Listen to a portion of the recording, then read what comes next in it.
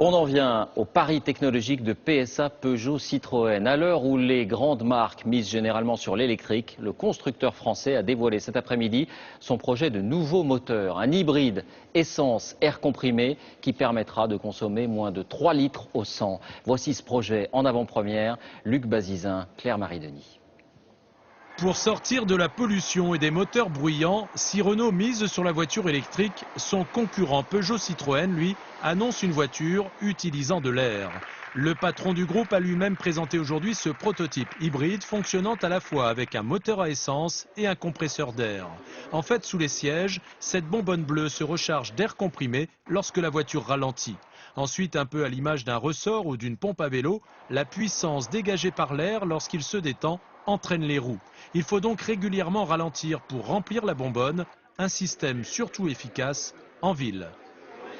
Sur 1 heure de trajet, ce sont 50 minutes qui sont passées avec le moteur essence arrêté. Et la propulsion est assurée par l'air comprimé qui vient se détendre et entraîner la voiture. Et donc une consommation très fortement réduite.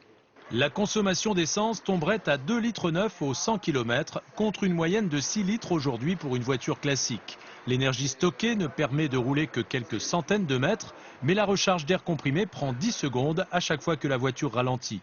Ce système devrait être industrialisé dès 2016 par PSA, mais il fait penser à celui imaginé il y a 14 ans par un ingénieur du sud de la France, Guy Nègre, qui avait conçu cette petite voiture à air comprimé et qui n'a toujours pas vu le jour.